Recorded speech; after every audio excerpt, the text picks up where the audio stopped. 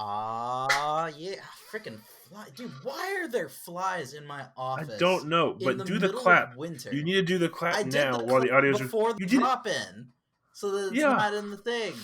yeah, No, but we're you do the starting clap the and then we do our drop in. what? Do the clap. I Do the did the clap. clap and then the drop. Do the It's clap right recording now. right now, right? Do the clap It right is now. recording And wait. currently Yes. right now. We're rolling with this. Hello and welcome to another episode of the Column Shifters podcast. And how much we I'm can one of your screw it up. hosts, Juan Johnson, or Afro, amateur race car driver / wrencher / wannabe engineer / connoisseur of weird, stupid things who talks too much. And joining me back because his shifts aren't stupid anymore is Mr. Brian Evans. Say hello, Brian. Introduce Hola. yourself, especially if we've gotten a bunch of random listeners over the past recent cycle. So there's some people who may not know who you are. I was with the original Cars crew. Before that, I was doing my own podcast with a buddy of mine. Whatever happened to him? Why didn't we get him on? Did he just want? Was he too cool for us? Was he like, nah, dude, you sound like a bunch of nerds? He was in the Middle East for a while.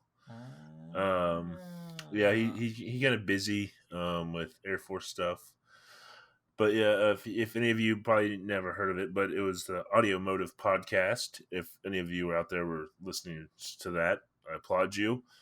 I also wrote for The Drive, doing their news section for a little bit, and then I have a full-time public service job that keeps me pretty busy. But I also used to go to track days, but now I just get shit dirty. You do dirt track days now. Well, yeah, not track trail. Yeah. Trails are a kind trail of track. Days. They're a very low speed track. It's a lot more. I don't say like going to the track wasn't enjoyable, but it's nice. It's relaxing. Yes, it's so much cheaper. Like after a track day with my Camaro, I mean, well, the tires were anyway because they had like 11,000 miles on them, but it was gonna be you like got 11,000 miles on those tires. Yeah. God damn, those things were probably bald. I took them to the track day at like 10,000 miles. I guess not. Yeah. But even then, it was mostly highways. Like have like no life. Well, most of the miles, I don't say most, but a large chunk of the miles was like over 3,000 miles on my honeymoon. That was like mostly highway. I mean, highway eats through any sort of locomotion on tires. Yeah, but it's not like it wasn't like it was 10,000 miles of like track attack. No. I mean, you wouldn't even get. You would get maybe 3 track days out of a set of tires. But I mean, like even me back in when I just autocrossed, I got 6 months out of a tire, and so I mean, for all intents and purposes, I would be blown away if a set of tires lasted me more than 10,000 to 12,000 miles. They would be bald at that point. 3,000 miles was all just cruising around on a honeymoon. But that's beyond the point. The point is, my truck has been off-road I don't know how many times. It's technically been off-road more times than I've been on track. Probably. If it's more than 7. Yes. Yes. My truck goes off-road a lot. The nice thing about that is the most expensive thing after like off-roading it is just I had to get a car wash. Like, dude, that's like $15? That's a lot, dude. Yeah, like there's no oil change, no diff fluid change, no brake fluid change, no brake pads. To be fair, the brake fluid flush thing that's excessive. You only need to do that like once a year.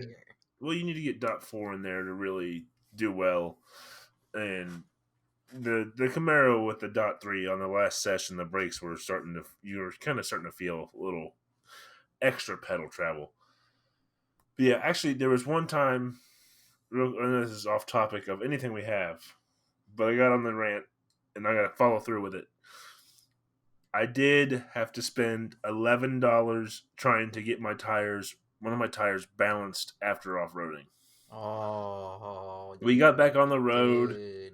We were off on the dirt in gravel roads for like a camping trip for like 2 or 3 days. and we finally get back to pavement, and one of the wheels was bouncing like a mother. Like once you got above 50 miles an hour, it was unbearable. And so I was down in Western Kentucky, so I have no idea, any tire shops. I have no idea how I'm gonna get this truck 3 hours home when I can't go 70 miles an hour without hating my life. So found a tire shop that was luckily like on the way home. It wasn't like super far out of the way. Go there, and it felt like the vibration was coming from the passenger side front. And I'm like, it's got to be that tire. I checked all the other tires. It looked like maybe it was missing a little bit of wheel weight. And that side was the side that got sunk in the mud. So I'm like, it's got to be that one. No. Well, they rebalanced that tire, and it was like 3/4 of an ounce off. So like a decent chunk of actually like needing to be rebalanced. But no, it did not fix the problem. So then I get down the road again, and I looked again at one of the back tires finally because like it felt like the vibration was coming from the front initially. And I checked one of the back tires, and the inside of the barrel is so caked in mud, like it was terrible. So I like luckily was just about to get to the interstate. I'm like, no, I can't do it. I'll just keep going like the back road that parallels the interstate.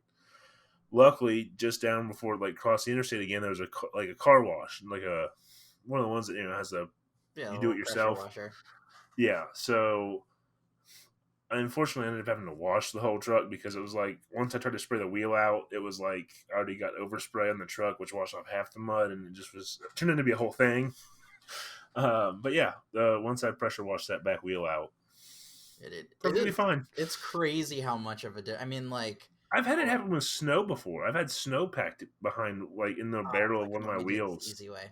Hold on. I was gonna. So there's not an easy way for me to share this to you while I'm doing what I'm doing. So I'm just gonna do this the lazy way, and you're gonna get this in Slack, but they're gonna just see it on my screen. Hmm. But this was my WRX after the night rally cross we had, where we ended up having like a huge thunderstorm that actually canceled the second part of the event. And literally anytime I went above 60, the whole car just shook because there wasn't even that much stuck It wasn't. in my I wheels. was surprised how little it was. Like, But it only takes that little bit, yeah, I that mean, little chunk. it was maybe a half an inch of mud that was like in this little area, like maybe this much area, but it still didn't look like a ton when you glanced at the tire. I'm trying to think if I didn't get any pictures of it because I had an off course moment in the S2000 when I was at RPM Raceway Park in the Midlands, and basically I went sideways and my back end stepped off course, Yeah, and so I actually ended up like basically the back end swept through the dirt, and I actually ended up getting some mud caked up in my wheel well and up in my bumper and a bunch of other stuff. But like just that little scoop of mud, yeah. like I wasn't even off roading; it was the back end went off road and then back on track. But that little bit that it scooped up and the car vibrated like crazy. Like, it's stupid how little it Well, takes. I've had snow. Like while I was driving, snow built up in the wheel Yep. That and happened to caused me it's like 4 or 5 winters ago. I yeah. was driving home from Rolla back to St. Louis, and like we had to stop every like 30, 40 miles because you just eventually you just go. It's awful. It's the worst feeling ever.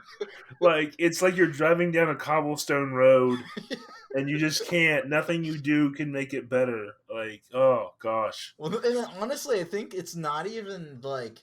I think the part that makes I never sent the picture to you. There you go. There's the Yeah. picture. I think the part that is the worst is just that like it's not even that the car is vibrating. It's that vibration translates back up through the steering wheel, so your hands go fucking numb. Well, it's Like, everywhere too. Like yeah, like I said, when I was first, I could have swore it was my front passenger tire that had like the problem, but it was one of my back tires. Like it just sends the yeah, vibration through the everywhere. whole freaking car. Like, and that's even like with fancy shocks and shit. Like, Yeah, no, no vehicle is impervious to it. It sucks yeah. regardless. So So yeah, yeah. speaking of race cars, I think you were gonna catch me up on what you're gonna do for Gridlife this Yeah, year. so I'm really excited. So basically, for any of you guys who follow me on YouTube, yeah, no, which it's like 11 people. But for any of you guys who follow any of my adventures or anyone who's interested in following my adventures, this past year was the year that I decided to dip my toes into grid life. And for any of you guys who want to immediately call me a poser, yes, I did one grid life event. I did not do multiple events, but it's because my wallet is small and my dreams are big. And So Rona sucks. yeah. So and even then, like the event I did was hella budget. Like I lifted the car up an inch, so it basically was at like stock ride height, and I drove it all the way there and all the way back. So I put over 1,800 miles on the car there and back, and on the tires, on top of all the laps I did, because again I drove the car there. I did. Now that being said, I didn't go full baller. I did have a support vehicle with me, so it wasn't just me by myself living on a prayer. And said support vehicle could have very miserably towed the vehicle back had something happened. We would have had to rent a trailer and everything, but it's like there was that. So it wasn't as hardcore as other people did, and that's because I'm a weenie baby and didn't want to risk it. But anyway, so Being started doing sucked states away just sounds very scared. it's a little spook. I mean, technically on paper, no, I wouldn't have said. Yeah, no, it was. Yeah, no, it would have because it would have been to get home would Oh, have been like six like hundred dollars worth of rental. well, like I mentioned, like with even with my truck, when like the tires bouncing that far, I was 3 hours from home. I was still in the same state, and I'm freaking out trying to figure out what I'm gonna do to get my truck home, and I can't imagine like going out to track my car and then like not knowing that I have a safe way of getting it home. God forbid. Well, at least that the one thing I will say, and it's kind of what I look like. So if the rumors, which rumors pop up like every 4 freaking years, it's like constantly. So to clarify on the rumors of a new S2000, I would Yes. actually love to buy a brand new S2001 to build my brand as like an S2000 shop, including the new S2000. But also it would be nice to go back down to doing like grid life events in the street class with a car that it's like this car will not blow up for 3 years. I cannot do anything to this car that'll make it blow up. I can crash it, but it will not blow up because that's like half the anxiety is like I have a new engine in the car, but everything else is ancient, still the same wheel bearings. There's so many little things just waiting to kick the bucket, which once the transmission blows up and once the diff blows up, I'm golden. But until that happens, I've still got a lot of unknowns on my car. So anyway, but general gist of all of that is that started doing grid life last year. Goal is I'm going to work my way up this year. Since I don't have to drop like 10 grand to get a car functional this year. I'm going to step it up to 3 events just to see how I can manage it with work life balance, with budgeting, with money stuff, and also technically this year, I'm calling it now. This year is going to be the year the WRX blows up. It's done. I, It's still runs like a tank, so like nothing is happening right now. But it's like and I don't technically put said that this. juju on yourself. I even said it for this year. I said this year was going to be the year the WRX is going to blow up, and it didn't. But it's like it's got to happen. Don't put that juju on yourself. I'm waiting for it to happen because then I will be free. It's like it's like I'm waiting for the say if you're being held captive by a guy and he's got a gun to your head, but it's like Russian roulette. There's one bullet in the chamber. It's like as soon as the bullet goes off, you know that he can't shoot you anymore. So it's like you're anxious and you don't want it to go off at the wrong time, but at the same time when it does go off you'll be relieved because it's over. You're either dead or he's dead, but one way or another it's over. No more anxiety. But yeah, so this year I'm going to be doing 3 grid life events, and we were just talking about it for the podcast, but I have no idea what to fucking do because last year there was a Road Atlanta event, and one of our other authors for the Column Shifters lives just outside of Atlanta. So it would have been like, that was where I was like, okay, if they go to Atlanta, I'm 100% doing that event. It's a good chance to meet him in person in real life. I can, he'll be able to crew for me. And if he has his house stuff figured out by then I have a place to crash for free. It was like the perfect storm. But anyway, long story short is that now we're not going there. So it's like, okay, well, I live in the St. Louis area, and so the closest Gridlife events to me are Gingerman and Autobahn, and so it's like I could do one. I could do one Gingerman and one Autobahn, or I could do two Gingermans. But I threw a wrench into threw a wrench into my own gear. I don't Yeah. know. I can't think of a phrase there. But I threw in my own problem, which is that I need to do the Alpine Horizon Festival again because it's a track that I know now and have done like 80 laps of. Where you could see And improvements. yeah, and it's my chance to see improvements, and it's my chance to redeem myself and actually get a like 1 minute, a 1 minute zero, or not a 1 minute and then single digit second time, because I ended the event with a minute 10, but the car could have done a 4 if I had half of the skill I do now when I went there, which was I had never driven the car on track before in its current setup when I had gone Didn't there. didn't you also not have your tires fully the way how you wanted them? Yeah. So Aren't you you're I going to was bigger originally tires, right? You're going to staggered. two Yeah. seventy fives. Yeah, I was on 245 in the front and 275 for this season, and this year I'm going to be running 275 square. So I'll have even more front grip, which it's already like, I mean, there were people with 255 square setups who can do a 104. So I need to step up my game. And also, to be fair, I guess it's small changes, but like my car was an inch higher than it should have been because it was in street mode versus now, like, I mean, I could fit a jack underneath the front of the car and jack it up versus now I have to drive up on ramps to get the jack under it. Like, that's how much of, like, an inch never sounds like a lot until you see what an inch of height gain slash drop does to a vehicle. So there's a lot of stuff working in my favor this year to put down a respectable time.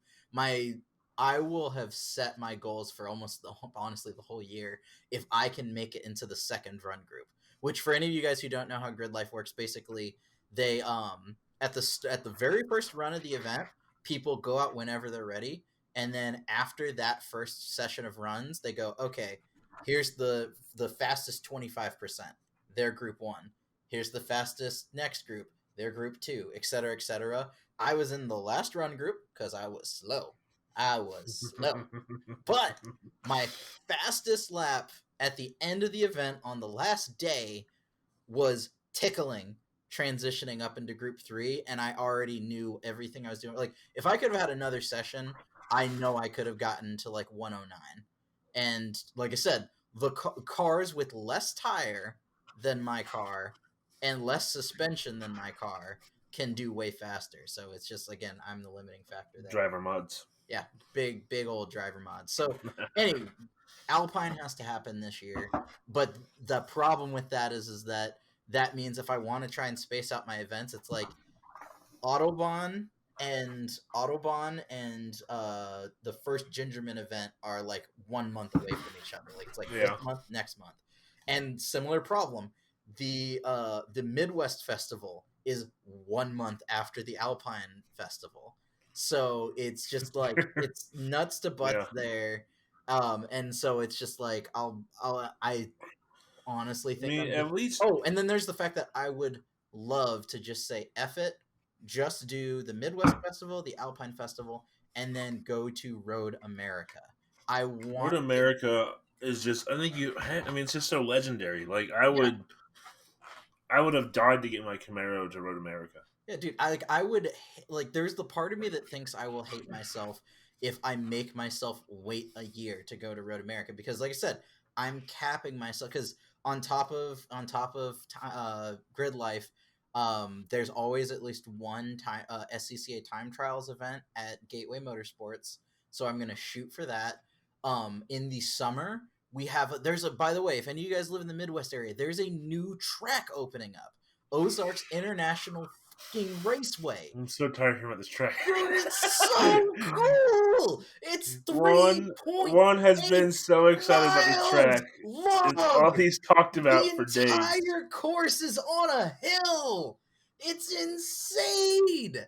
It's a new track, like a new proper road course in the 2000s era. Like every other track in existence right now is like a million years old by comparison. Now, to be fair, some of them Whoa.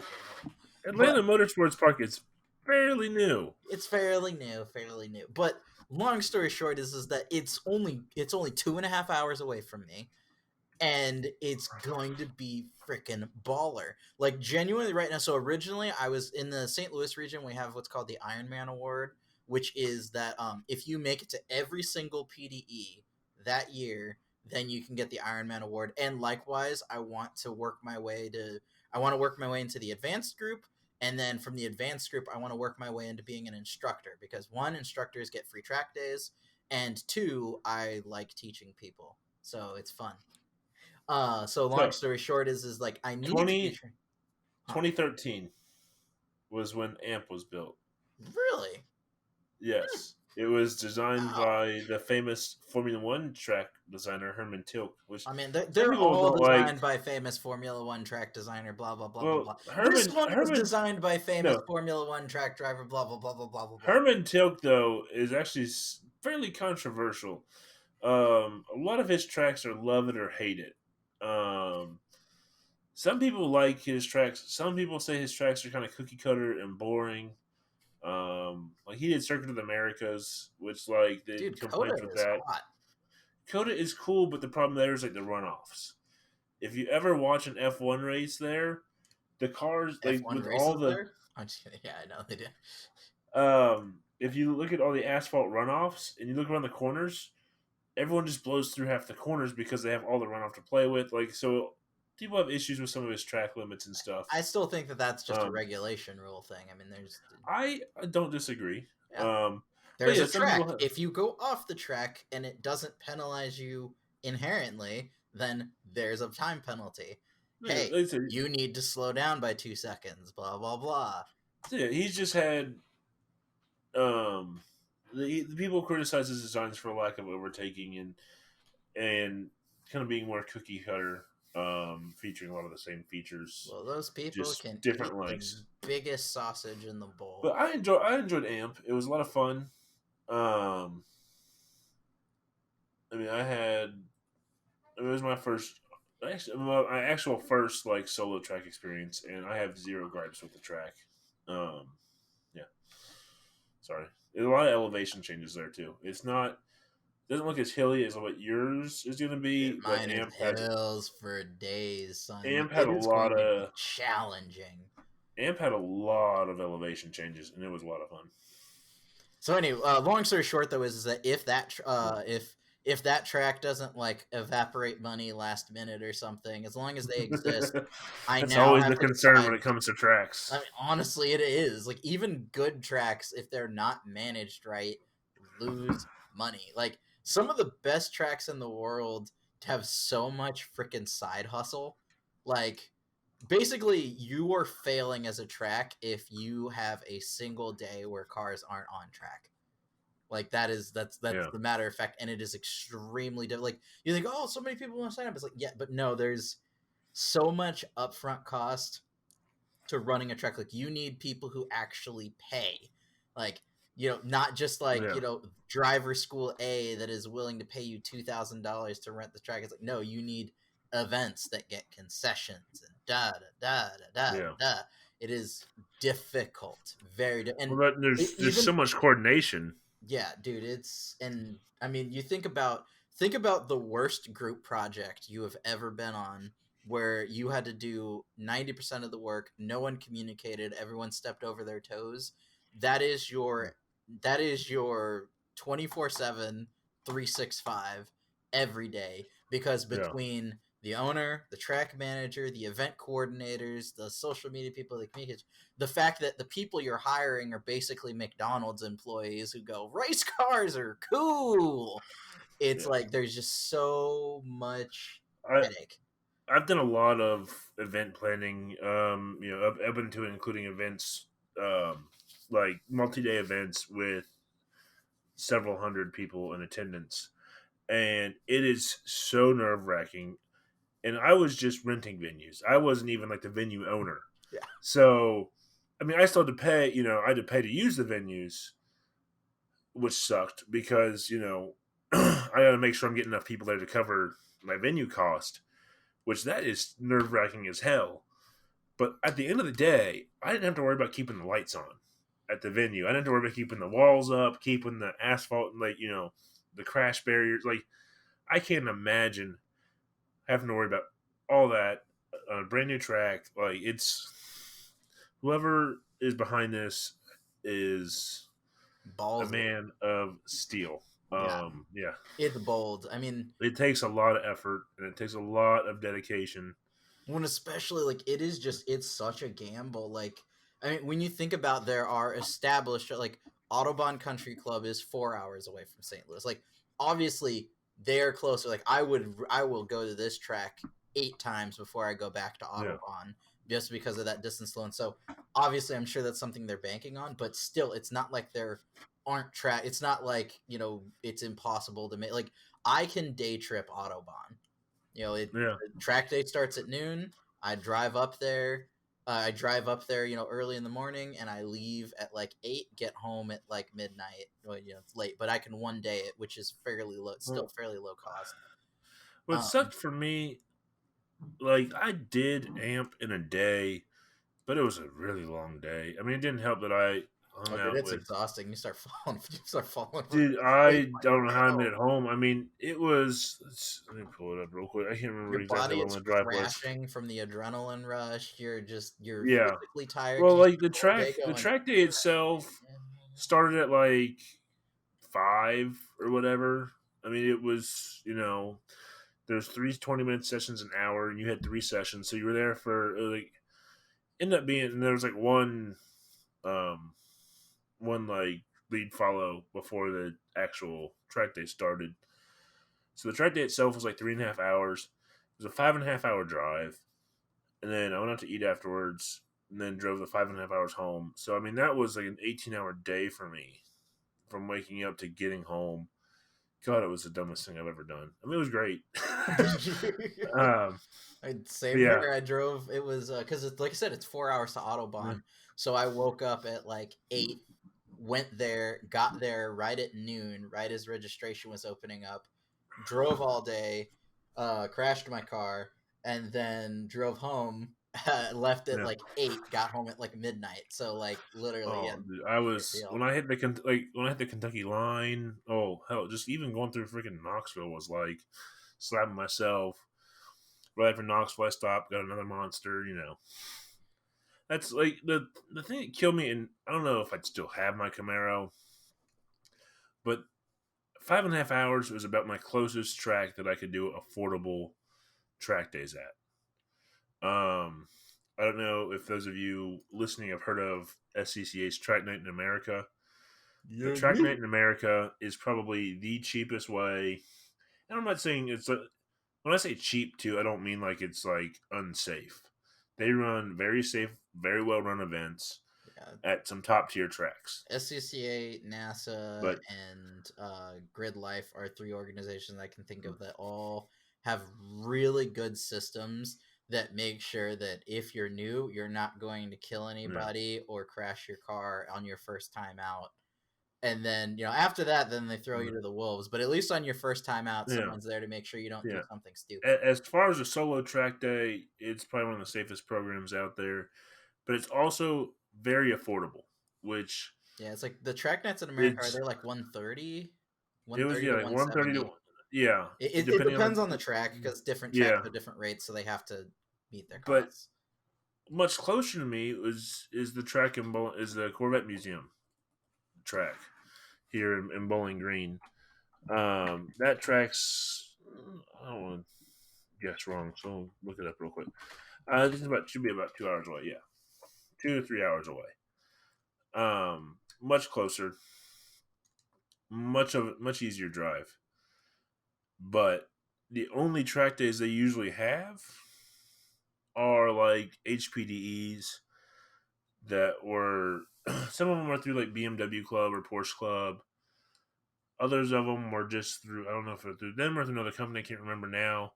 But it was like multiple hundreds of dollars. If you want to add an instructor, it was even more. Like it just, the upfront cost was just so much more expensive to get on track there. Outside of, I did get on track there doing like lead follow laps, chasing a Corvette for 5 laps, which was fun, but it But wasn't five a laps full is on. like you're not even warmed up, honestly, at Yeah, that point. like You're you still just getting the shakies out at 5 laps. you're still learning the track and learning the corners at Like I that mean, point. to So put things in perspective, I didn't grow a pair of balls at Pikes Peak International Raceway until like lap 60 of 80. yeah, well, That was when my balls actually descended from my body and began to grow in size and lower the center of gravity so I I could mean, handle at it. Amp, it was probably like my third session. I finally started like I can send this, and that was probably after like 30 to 40 laps Yeah.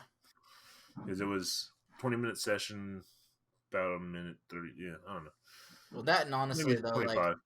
as somebody who's I have driven like not your car, but Yeah, it's similar car. It's just like, dude, fucking Chevy, man. it's also But very confidence inspiring. yeah, dude, the Camaro and the Corvette, like I mean, the way my S2000 feels now with like, an Mm. extra 10 grand put into it on top of the money I already spent on it makes me now feel the way I felt the first time I got behind the wheel of a Corvette and pushed it. Like It's I still say this dude. constantly, but like Corvettes drive me insane to drive on the street because the instant I get into one, it's like, dude, it wants more than this. It wants Well, so it's much more than this.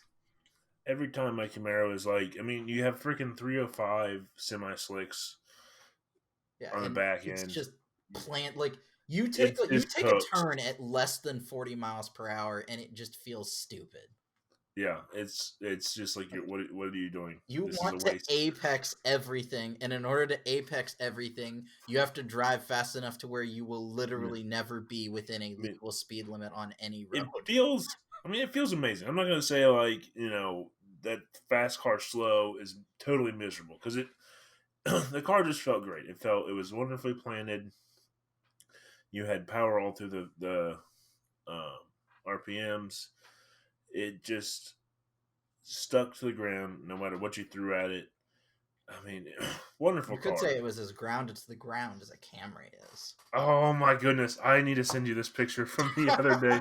I forgot to send it in Slack, but yes, can't it's you can try and find a way to put this up on the video Hey, because if you this send it to me, I'll drag it up and people can see it. this goes right with our grounded to the ground Camrys, and I forgot to share this to everybody else. This made my day, though. This made my day because I loved that Camry commercial because it's like grounded to the ground. All right, I'm gonna do this the awkward way because I'm lazy. There you go, Slamry. It's grounded to the ground, man. And Dude, there's shit. this was stock height. This was not any suspension modifications on it at all. It was just a Well, see, stock height Camry. that's the scary thing about like seeing funny stuff on normie cars is you never know. It's either it's like normies, but no, but genuinely like on like normal cars, like Yeah, non-performance cars, it's yeah. either like a semi car guy slash non car guy who just is like, or honestly, it's like it could be three things. Honestly, it could be somebody who's not a car person whatsoever, and it's a completely different joke. Like maybe this owner has like had three head-on collisions in Yeah. Camrys and this is like their third Camry, or it could be somewhere in the middle where it's like it's somebody who like his race car is like a slammed Yeah. S13 with like no fenders and crash bumpers, and this is just the daily, so he has it as a joke. Or it I could mean, just be, or it could be somebody who literally is just mocking something. Like, I mean, I mean, I genuinely, if I own there's so something boring, many race car guys that you would have no idea that they have some ridiculously built car in their yeah, garage I based mean, on their daily look, driving. 30% of the time I drive a 2013 Dodge Grand Caravan. Back in high school, I knew this guy. Um, he was a neighbor of one of my friends. He had a Ford Festiva, one of the early '90s boxy By the little way, ones. I met a Ford Festiva. There's a cult. There's a cult. I now know There, two Ford Festiva guys. One had a stage rally car, and the other has a track mod Festiva oh, good. that was 2 seconds faster than me until the last day of Gridlife. I Well, finally beat him by 2 seconds, but I only beat his him by 2 seconds. his was a very normal, just beater Festiva that he had. But then, and his wife had some sort of, I think it was like a minivan, like a Mazda MPV or Mazda 5. But then he opened his garage door, and there was his and hers drag modified Fox bodies.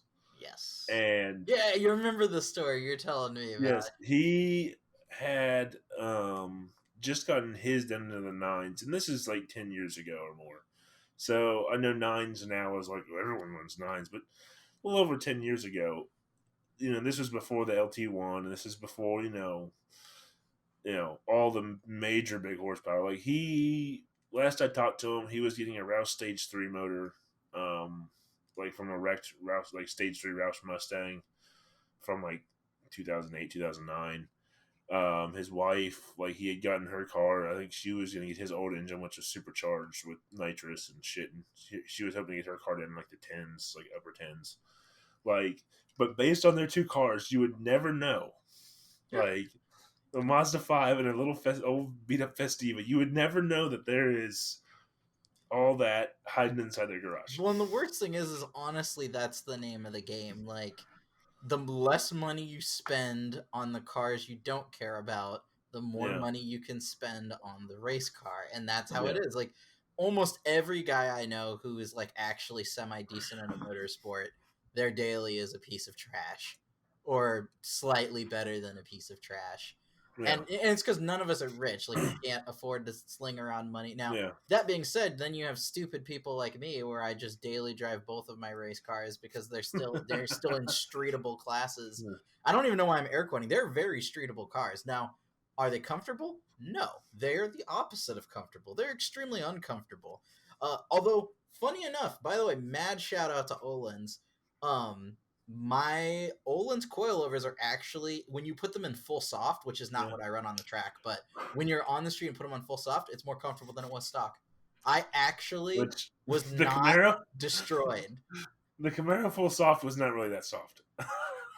Well, see, and that's the worst thing is it's like that's the worst thing about none of us being close together Yeah. is it's like I realize all of our perspectives are so Yeah. different. Like we had that whole conversation about how Well, like we're you could go drive a Camaro with Magrite though and compare it. yeah, I know, and I just haven't. That's all you gotta do. Oh, Just but do it. like, I can't find a custom you guys S2000 remember on Owen's coilovers you to drive. remember the fact that I said that when I test drove the Gladiator, it was the most comfortable thing I'd been in years, and Cody thought I was retarded. So it's like maybe my sense I of comfortable is I skewed. there's something to be said for the suspension on an off-road vehicle, and while that Jeep might not be the best choice, I will say if my truck, I'm not saying the seats in my truck are uncomfortable. They're not the best seats I've ever had in a car. I'm not going to say they are, but they're decently comfortable. I have road tripped my truck numerous times, just fine. But if the seats in my truck were just a bit better, paired with the suspension, that thing rides like a damn Cadillac. Like Well, dude, it, it's the reason why I look forward to like I because again, mind you, I'm stupid. yeah. I want my tow rig to be a Raptor. I'm back in. By the way, I don't know if you noticed, but like I am officially back on Team Mm, Raptor again. No more get 3/4 a proper tow vehicle. Raptor. Just do Then it. I can Like take it on the trails. And get it's you gonna be a great. $1,000 Jeep. No, I don't want another car. Get you a I $5,000 literally already Land have Cruiser. 3 cars. No, I have 2 cars in my driveway right now. I have too Get you a many of five them. thousand dollar Land Cruiser. I would $5,000 Land love to get a 5,000 Land Cruiser if they existed. They don't Dude, because of the they used. do. No, the used car markup BS has started hitting. No, if you Land go to Cruiser, Facebook Marketplace, there you are can find. no Land Cruisers on my Facebook market. You want to know what is on my Facebook Marketplace? Dodge 1500 with rust out half the quarter panels for $5,000. Oh, dude, I just looked the other day because I was Well, hoping good to for get. you. Kentucky's got used cars. We don't have that here in St. I Louis. was hoping to find. I was hoping to get a Jeep. Anywho, so Oh, I'm thinking about getting an 8-year loan and then getting a first gen Raptor. And that sounds like then the that most will awful ride. idea ever. If you do It's that, the best idea I've ever had. awful. It Here's is a great. FJ Cruiser for $12,500. Well, oh, so now you want me to get an FJ? Now Here's you're a okay with it. here's a Land Cruiser So for you telling? Is this you giving 8.7. me your blessing to get an FJ Cruiser in No, my the new FJ vehicle? Land Cruiser is you'd be better off getting a what's the word I'm looking Boring for? truck. Forerunner. Forerunner.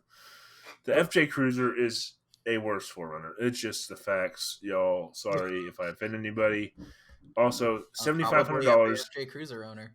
$7,500. 2004 Land Cruiser. 360,000 miles. It's just barely getting broken. 160,000 miles. See, Dude, I'm the not body worried on this about the thing. engine.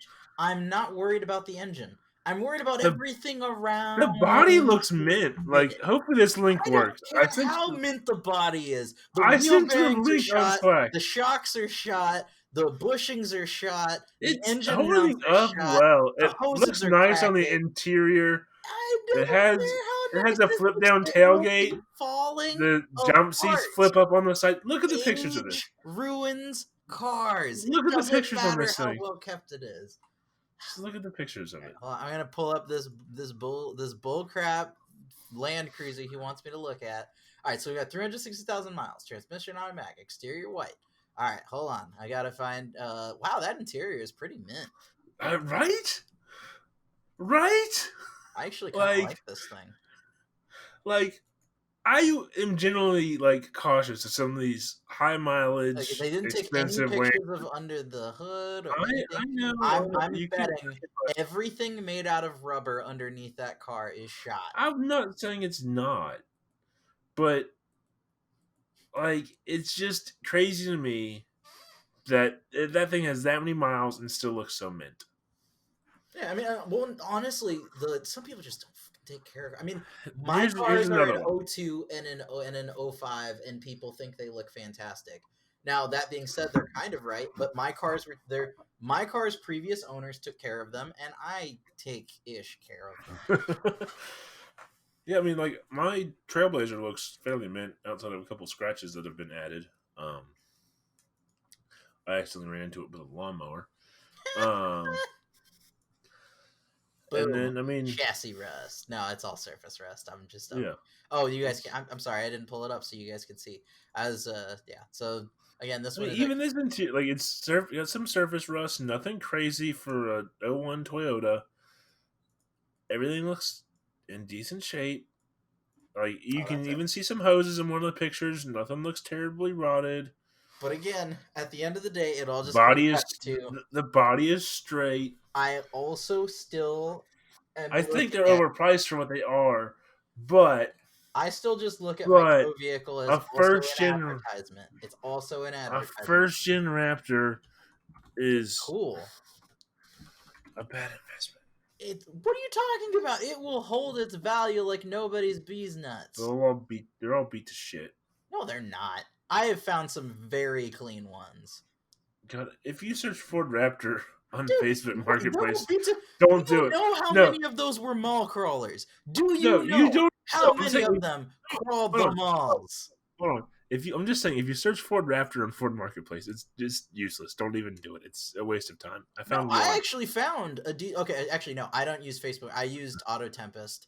And when I looked on Auto Tempest, I found one I would legit buy right now for 30. Okay, here's one. 2013 Ford Raptor. It means it doesn't have the shitty engine and it has the reinforced frame.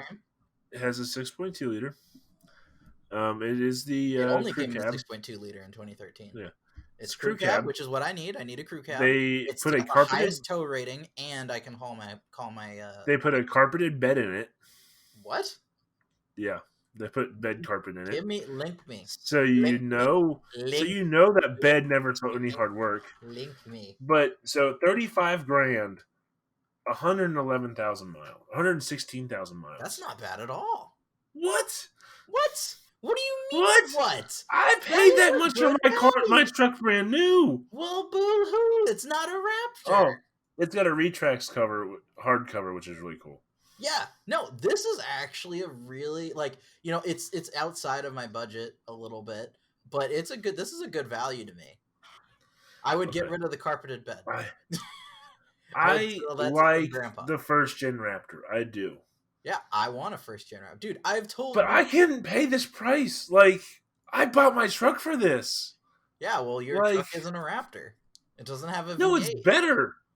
It's better. It has a locking front diff. Yeah, it doesn't have it. I'm sorry. Do you have cab lights in your grill because you're too wide to not fall under a commercial vehicle? Every Joker puts cab lights in their grill. I'm sorry. These days, you have a wide I saw body? a 4Runner. You have a factory wide body, and yes, I do. Well, yeah, you do have a factory wide body. I have a wider track too, just like this has. All I'm saying is that do you have you don't have a V8.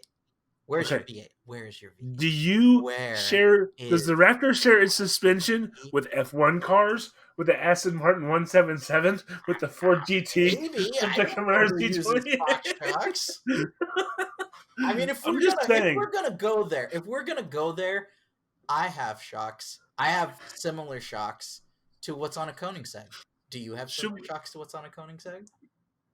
I don't know if Koenigsegg uses DSSV. No, they use Öhlins. Shall we run down the list? Sorry, I have similar suspension to an LMP1 car. Do you have similar suspension to an LMP1 car, which some people say is actually faster than F1? Yeah. I said it. I went there. Yes, I do. LMP1 is everything F1 would be without regulations. Except it's also regulated. Let's see. I had a list. So, by the way, we came back hold to on. all of this. Hold on. Real quick. No.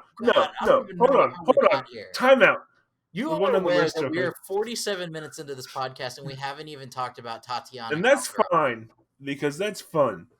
This means we're having fun. Okay. I'm sorry. So, he thinks that what we have to say is more important than Tatiana Calderon. DSSV. I'll have you know, ladies, shocks. I very much value the fact that we will get to that, but I'm running down this list. Fast track to be one of the first.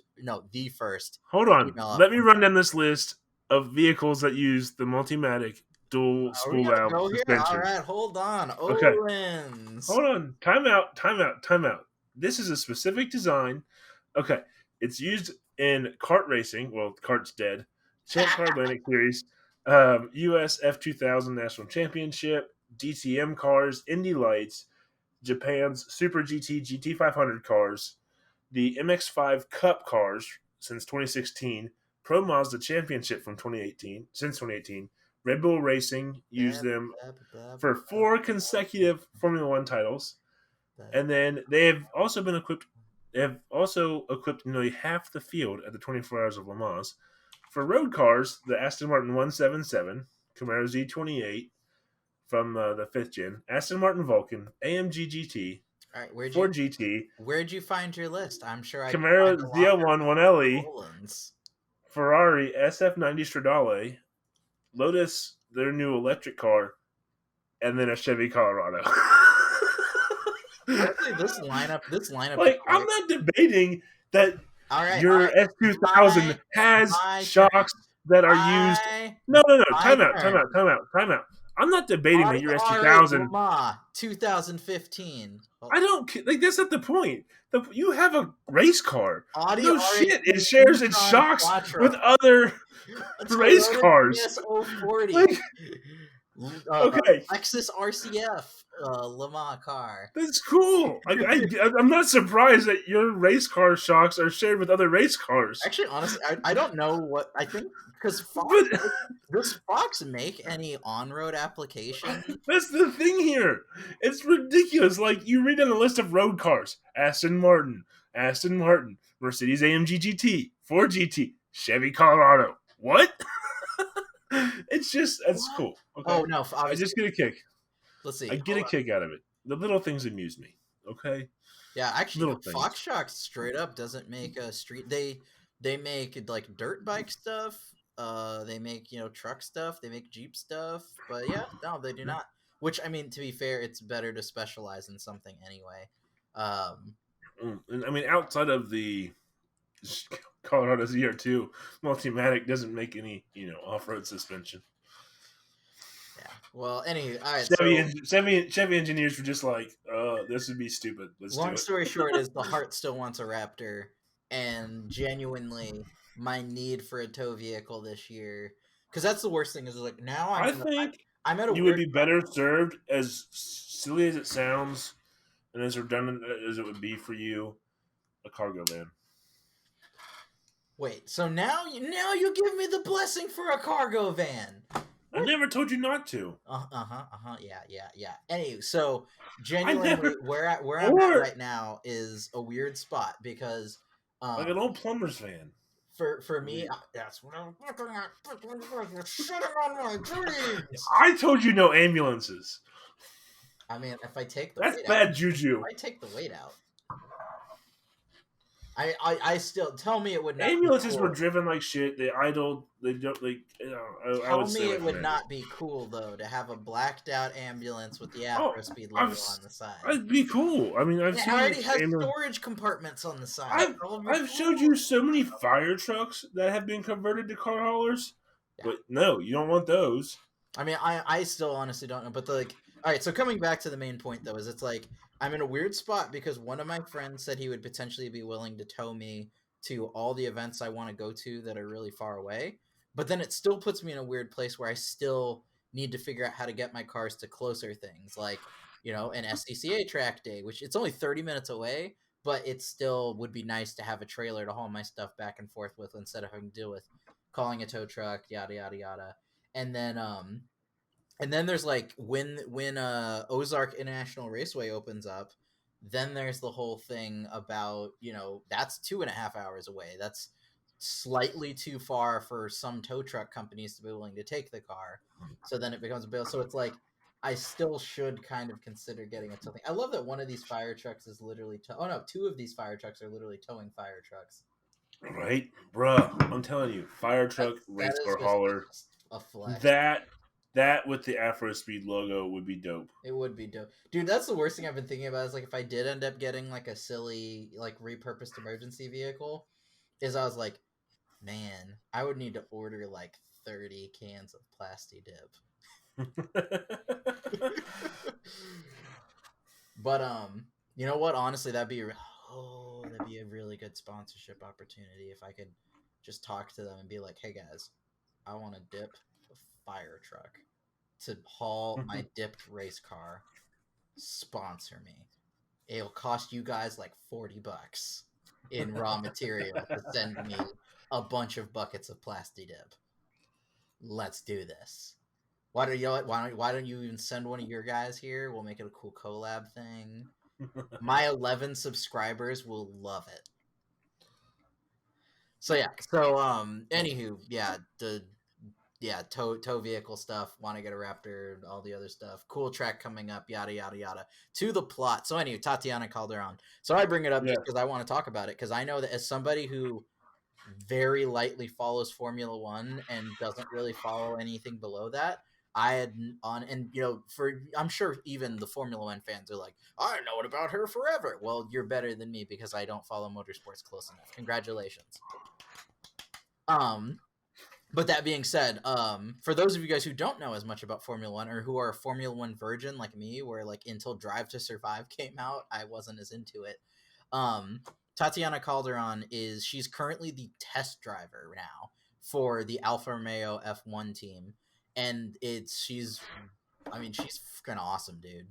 She is freaking awesome, and I She is. really hope. And obviously, she's saying she wants other women to follow. Which, yes, please do. Like Well, this has been such a year for what's trying to what's what I think is awesome about her is there's some racing series out there that are specifically for women, and she's like, yeah, that's cool, but that's not actually like inclusion. Yeah, That's no, it's that's not. the separate but equal is never equal. It drives me insane that the SCCA has ladies classes. Like, I kind of get the point, but even though I kind of get the point, the whole thing is still sexist at the end of the day. Well, that and It not either that men and women are built different, which for a lot of things that affects, like football. But when you come to something like auto racing, the gap gets a lot shorter. The biggest advantage men have when it comes to auto racing, in my opinion at least, is hitting shit with is a hammer. that and guys get focused. Like people will push guys into cars and driving a lot more often. So Yeah, it's socially forced a on us. lot of women when they get into driving is something that happens later. Mm-hmm. Um, but I think there's also some advantages women have when it comes to driving. I'm not even There's going a to go lot. there. I Girl, mean, you should be out there racing with us. You should be. If you are in the financial and time position to do it, and you are even mildly into cars, go do it. Don't let people. And obviously, I realize this is very mild. And me being like, go out and do it, ladies. Like, yeah, obviously, there's tons of yeah, assholes out there, and there. I mean, yeah, there's a lot of I there's hate a to throw lot him under of the bus, but you got people like Randy Popes who are still bopping around like it's the like '60s. she's fast for a girl kind of Yeah, thing. That but attitude needs to die. God, we really need more mind. And this is a little. It's not that political. We need more minorities in this sport. Like, and I don't mean that in like we need more black men. No, I I mean, mean there's we need been people who don't do motorsports. We need more of the yeah. people who don't do motorsports in motorsports. We need more women. We need more people of color. We need more this. We need more that. Like, it's just it is insane that there is still such an imbalance in this sport in this day and age. And it's just like it's the reason why I try my best to do whatever I can to support all of the girls I know out there racing. My friend Kelsey Stevens, part of Cooper Auto Works in Illinois, she's a co-driver for a stage rally car, and she is awesome. She is super awesome about being proactive about trying to encourage girls to get into motorsports and stuff like that. So Kelsey, if you ever listen to this, which you won't because you're busy as hell, love you. And then likewise, it's just there's God, I feel so terrible, but in there's two girls I recently started following. In I think her last name is Kelly.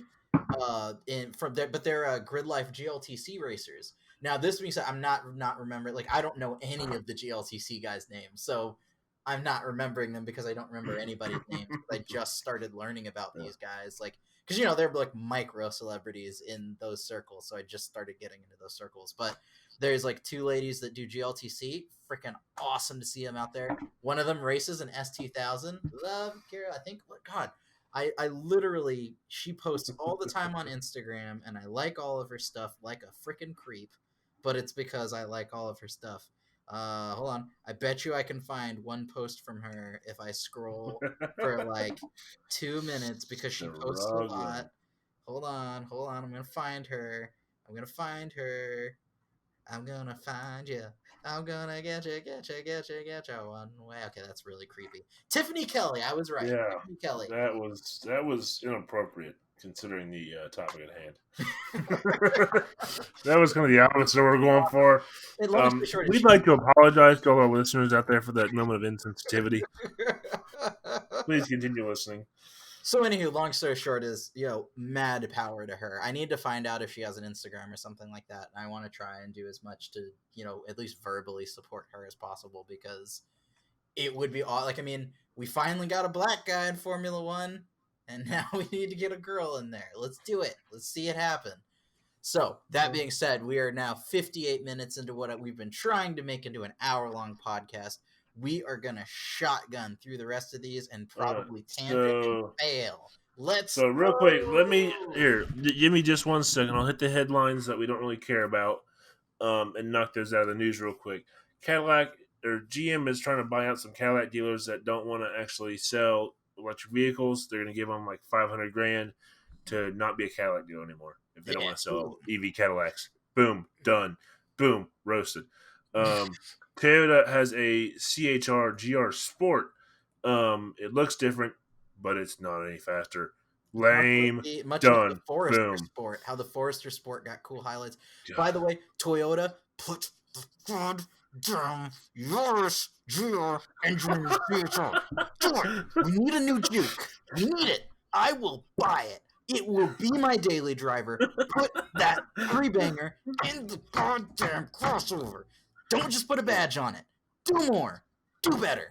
Go. FCA and PSA, they're merging. Fiat Chrysler and Peugeot are merging By the to way, I'll show you become guys Stellantis. the CHR. The You can keep logo talking. is awful. It matches their pharmaceutical company name. Dude, I hate Stellantis, Stellaris, whatever. Dumbass name. Did I say it right the first time? Stellaris is a drug. Stellantis, yeah. Yeah, Stellantis. So Okay. Ford is selling a crate motor of the GT500 motor. To no big surprise. Pop it in Ford, your Raptor. Dodge, I'm gonna pop it in and my Raptor GM. when the Raptor blows up. That's gonna be my YouTube project. I swap a GT500 engine into my Raptor. Chevy sells the LT5 out of the ZR1, and then that's like 755 horsepower. And they sell the LT4 for 650 horsepower. Dodge sells you the Hellcat engine. Whoop-de freaking doodah. Easy peasy.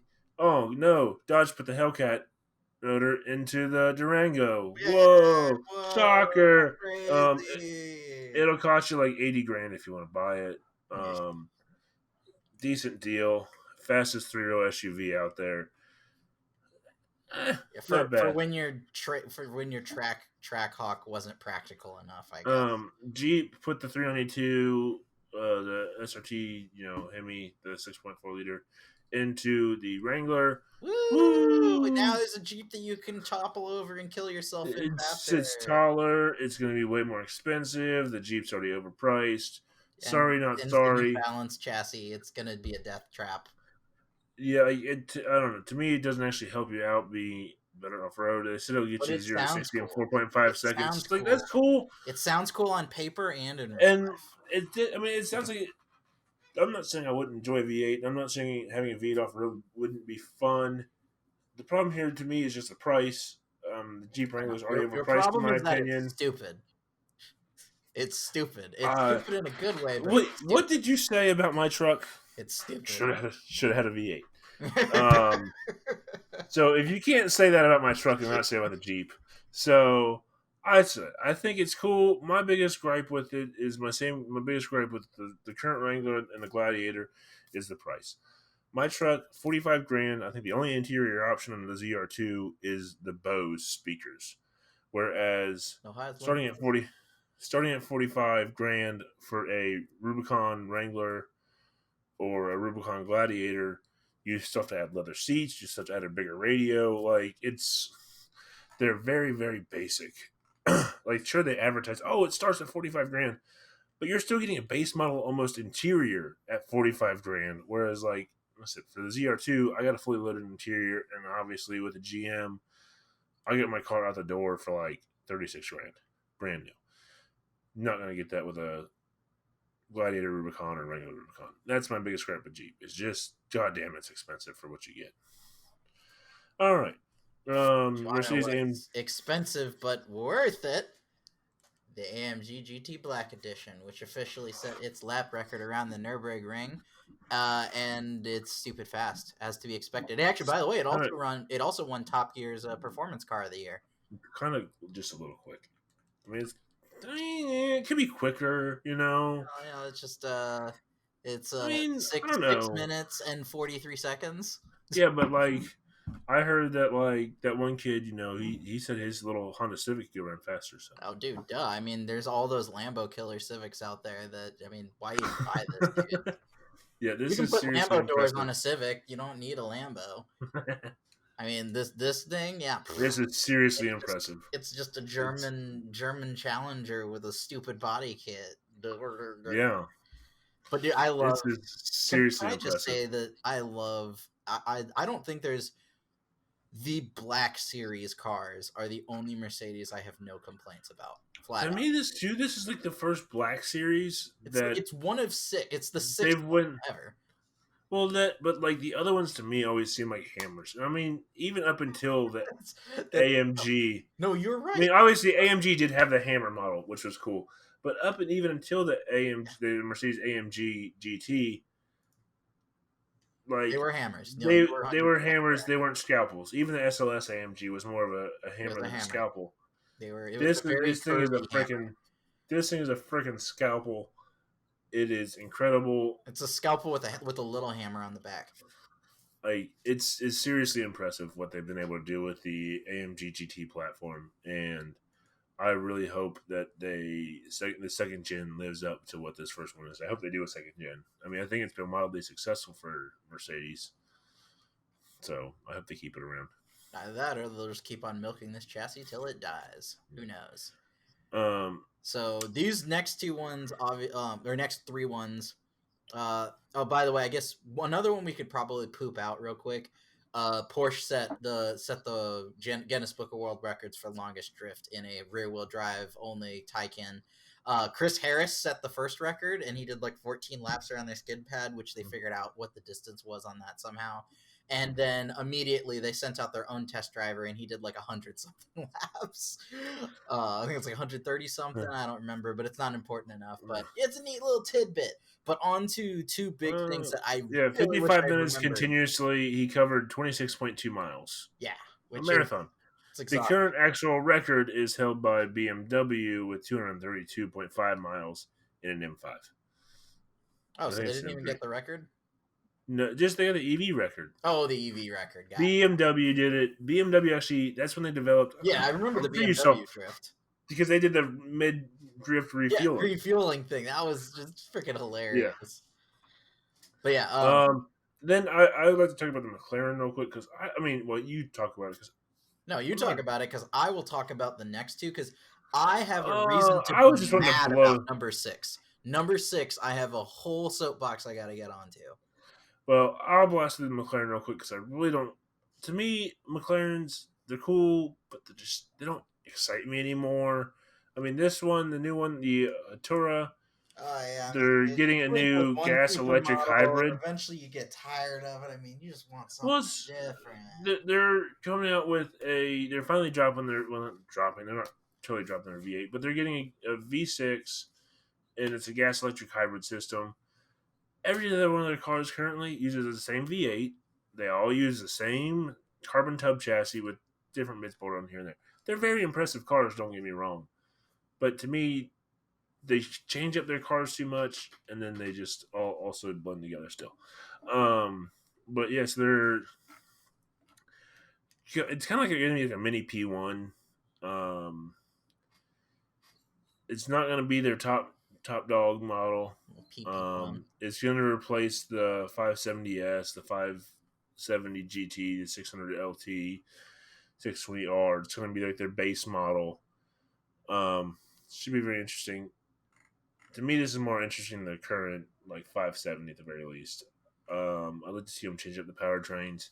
Hopefully, they're suffering pretty bad right now due to everything going on with COVID. Yeah. They've actually sold their headquarters and leased it back. So Did they actually do hope that, or because they talked about doing it? I don't know if they. I'm pretty Actually... sure they did. But even still, their money is an issue for them. So hopefully that doesn't delay the release of their new vehicle. So let At me the end turn of it the day, over to you. I will whine and beach a little bit, but I have officially seen the light, and I think that V6s sound like poop. They sound like dying animals. You have to put like the The perfect exhaust on them, otherwise they don't sound good. My truck, yeah, like my truck has a decent little rumble at startup. Like when I remote start it from inside my house, it has a little like growl to it when it first starts. Yeah, like a After that, kitten before you step on its tail. I couldn't tell you a single thing about that my truck's exhaust note. That's the only memorable part of that exhaust note. It's just Yeah. that little bark at the startup. I've heard Whereas, too many new gen Raptors with the twin turbo V6 now, and like I've only heard one of them that sounds good. like And Ken Block's Camaro, Raptor sounds like ass. my Camaro, I sold over year ago, and I could still vividly remember that exhaust note. Oh, it is because dude, Like, the L family of nope, nope. motors, like, dude, the one of my most vivid memories is driving home my friend's Corvette, and just every time you got on it, just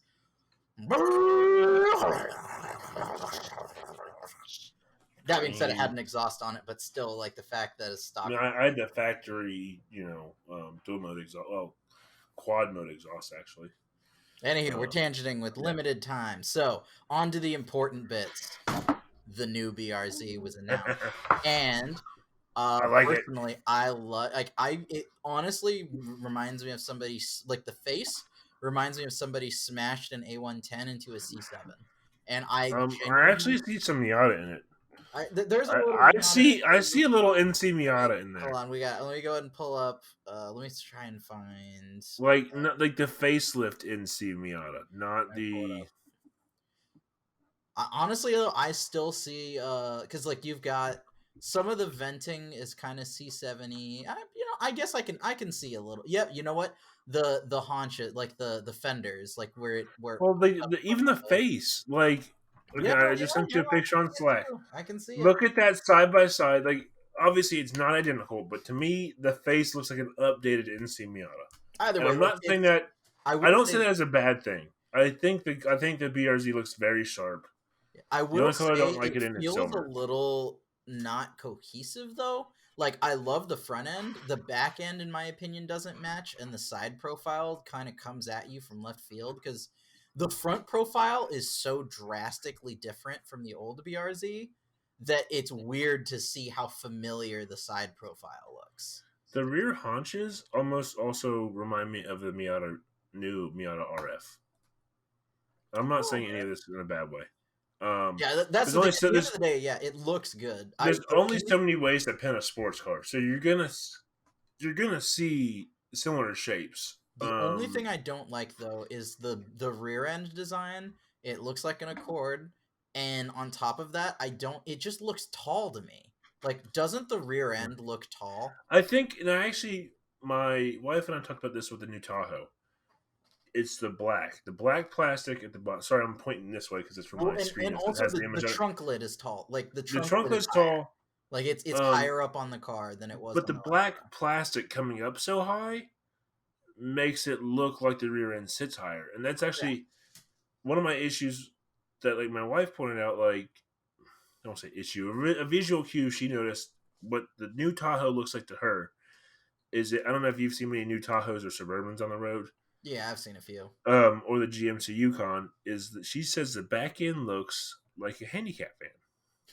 Where a lot of handicap vans, Yeah, they have the they have little box at the the back. rear Like, ends well, it's because it's where the air tank because goes for their air yeah. ride suspension most of the time. So, but the back end is jacked up a bit, and there's the black down there, and that's Like, what she sees when she looks at the back of a new Tahoe. And it's not like I said, I'm not trying to insult handicap vans here, as you know. I don't know. I mean, I as a handicap van owner, I feel a little offended. I mean, it's not an insult to them. No, It's just it's like you are still 100% right. if you look at the back of it, where it's and with the Tahoe, in the case of the Tahoe, it's the black plastic cladding comes up very high on the bumper, By the way, can I just say, especially on the more basic models. can I say, Motor Trend's photo gallery pisses me off because since I have an ad block, every other picture is black, and it's because it's trying to load an ad, so I have to do Oh, okay. so much clicking, so much clicking. But I mean, the Tahoe too is better in certain colors, and certain colors are better than others at hiding it. I've found without ones that black out the chrome strip do better than others. I don't like the chrome strip on the new Tahoe. So We're getting very away off from the the mark here. Tahoe, the new Back to BRZ, the BRZ. It looks 228 high in the back horsepower, because of folks. the plastic. 228 horsepower. So it is a 28, or it's I forget what it is horsepower bump wise. It's like it's like it's like a 17 horsepower bump, but I mean it brings it a lot because it's still 2,800 pounds. So it It's brings it an even increase of closer. 23 horsepower. 23 23, horsepower, thank you. 28 pound-feet of torque. Yeah, so I mean, you're looking at you are 10 horsepower. Honestly, the right exhaust and a few tweaks, and this thing is now an S2000, which is awesome. Yeah. Like it's obviously it's not like mind bending amounts of power. Well, and the weight didn't even change. Yeah, that's the Really. beautiful thing. Like this will be a Well, great it car, and it actually, is properly competitive against the ND2 now. yeah. So that being said, it was a good launch. It's a good car. I really look forward to it. I do still personally prefer the old style. Like I like the last gen, the current gen Yeah. car more than this one, but I like this one in a different way. I And it want. will be a better car. I wish my Subaru dealership was closer to some back roads so I could get a proper test drive in. Yeah, my nearest, we have two Subaru dealerships that are like that I would go to, and both of them are nowhere near a good test drive. So it's like, Yeah, like wah, mine's wah. right near the middle of town. It's such a bummer. Whereas the Chevy dealership and the Dodge dealership are right next to my favorite fucking back road. So that's Perfect. great. But I'm not a big enough kid for them to let me drive by myself, and I realized that for me to feel like I'm experiencing a car is enough to make a salesman say, "Pull this over, give me the keys, get the fuck out. I'm leaving you here." So that being said, it's still not there. Although I will say, my dog, like I bet you she's not there because car sales chew people up and spit them out. If I am ever going to buy a Challenger as a daily, if she's still there, I will buy my Challenger from her because she was phenomenal. She let me do whatever I wanted. It was amazing. And I feel really bad that I didn't buy that car. I still regret not buying that car to this day. So anyway, the BRZ. I mean, there's not a ton of it's a refresh on the old formula. Yeah. So there's not a ton of crazy. The interior is pretty neat. It's an all digital screen instead of a partial digital screen. But it's like startlingly similar to the old car. Really, like not in a bad way. Even like it's a good startle. It's like when you find like $20 in your jacket pocket, like you're like, what is this? It's an Oh, update to the formula. There's really no reason to change it, kind of thing. There's if it ain't broke, don't fix it. They just did some tweaks that needed to be done. so now we're gonna get on to something that's really gonna salt my biscuits, and I'm going to. All right, we're gonna in 15 seconds.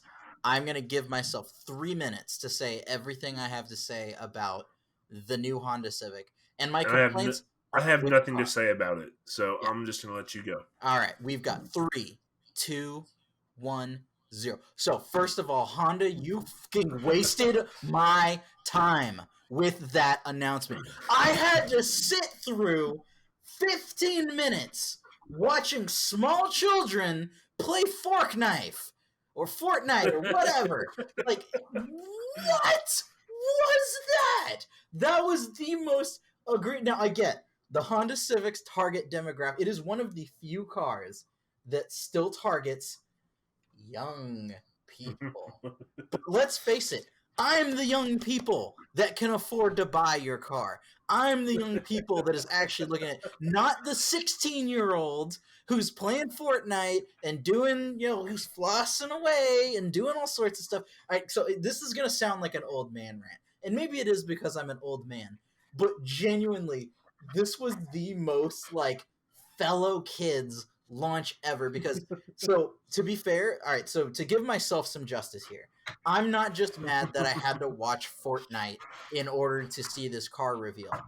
I'm mad about the fact that they literally let Twitch streamers who aren't car people like reveal this car. So they talked about its wide body, they talked about its rims, they talked about, which that actually doesn't bug me as much. It's like more of like a neck beardy thing to be like, I don't see oh, a it's wide not a body. rim. It doesn't bug me that much. So first and foremost, I'm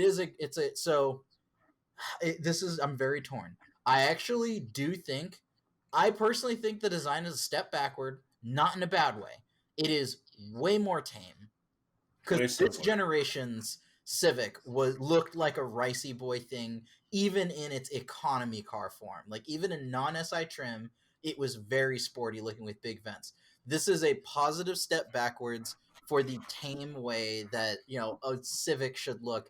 Because if you want a good economy car, you don't want to. Well, let's face it, a lot of people who want a good economy car also want to pretend they have a sports car. So there are some people who do. But for anyone who wanted just a good appliance car, like, and not even in a derogatory meaning of the word appliance, a good car, the Civic has always been a go-to, and I think that the last gen made people feel like a child for not buying a more mature car. And that is fair. I get that that's why they stepped it back, and for that reason, this is a really good design. It is clean, it is simple, it looks good, and I think it will yield to a very attractive looking SI and Type R in the future. Especially whenever we like it'll be interesting to see whether or not we get an actual, because I think this generation the lines and stuff still look like it's a trunk, so it's not going to be a Mm. liftback. So we might still have a hatch on the horizon, especially in a world where sedans are supposed to be dead. So we may have a hatch version of this, which then will be the Type R and Yeah. the SI and everything. So getting back to it though, so again, all we know is we have pictures of the front, the back, and these are all still renders. They didn't even reveal a real car. It was a video. Okay, Mm. I Your mean, 3 I'm gonna minutes is stem the almost anger. up. I'm gonna stem the anger. Oh, my 3 minutes is Good. like long. 30 seconds. Wrap it up. No, 30 seconds. Wrap it up. it's already over. But I'm gonna keep on going. So, like I said, good looking car. We only really have renders of everything. So like the interior looks really clean and simple. I'm trying to see if I can find the picture of the interior, but they don't have. Okay, there we go. So like this is no, that's the last gen Civic. Why is it showing me last gen Civic stuff now? Okay, that was useless. So there are interior pics, but it's a very clean design, very mature. Good move, Honda. I look forward to seeing more from this. But oh my fucking god, you had people literally you just said, "Hey, Twitch streamer, kids like you. Show off our car." And so literally the entire video was less than 30 seconds, and on either end of it was Fortnite streams, and you couldn't go back and rewind it. Like there was no, Yeah, if you missed it, that you makes zero blinked. sense. Yeah, if you blinked, you missed the Civic reveal, and you just wasted all of your time watching a Fortnite stream, and it was just the dumbest effing car launch ever. It is botched. I don't care. Like I'm sure maybe some kids loved it, and maybe I'm not the target demographic for the Maybe you're Civic too old these anymore. days. Yeah, maybe I'm too old for the Civic, but it was just dumb. Go look it up if you think I'm joking, but literally it was an hour long Fortnite stream with a 30-second Honda Civic ad in the middle, and then two completely clueless early 20 somethings, which I say is a mid 20 something, early 20 somethings going, "Wow, this is a cool looking car. Wow, it's so great. Thanks to Honda for letting us host this event. Yeah, let's go." So, anywho, without further ado, we're going to go ahead and close this very long-winded and low focused. Well, it was very focused. It was just focused on It was, everything yes, possible. that was a Obviously, very Brian, fun it was show. great to have you back for a good to shoot the shiznit. Yes, lots Um, of fun. Huge thank you to all of you guys who are semi-ish regular listeners. I'm sorry that we podcast at such infrequent intervals sometimes. We're getting back into the swing of things. We've got some stuff figured out, especially now that Brian's back. So we're gonna, hopefully get back into doing it every couple of weeks again for a while until something happens. And Christmas is gonna ruin things, so we're probably not gonna post another one until next year, or maybe we will post one near the end of the year. Who knows? Our life is chaotic. So that being said, as always, if you are interested in us at all, do not hesitate to, like and subscribe, smash that like button. But no, whatever. Leave a comment. Well, and so then we come to the hallmark of every episode. No one has taken me up on it. First person to take me up on it, we're gonna make a big old deal about it. We're gonna thank you. But this week's episode, ooh, shoot, what do we want to call this week's episode? Ranting and raving. I don't know. No, we've already had too many titles like that. So we spent most of our time talking about Nothing. we Talking about nothing. talked about Talking race about car Gridlife. stuff. We talked about Gridlife. you know what I'm feeling. Call it Get a Life. Let's do Gridlife and something. What's something you hammered on? I hammered on Gridlife and track stuff. What's something you got? Grid Life and Off the Grid. I don't know. Gridlife and yeah, cool. We'll go with it. Gridlife and Off the Grid. So, Gridlife and Off the Grid is going to be the name of this episode. And honestly, all right, if you send me an email, juan.johnson@thecolumnshifters.com, and just shoot me the name, shoot me Tatiana Calderon. You don't even have to Calderon. I'm sorry, I'm butchering her last name. You don't even have to spell it right. Just get close. And first person to send me that in an email will get a $20. That's right, it's a $20.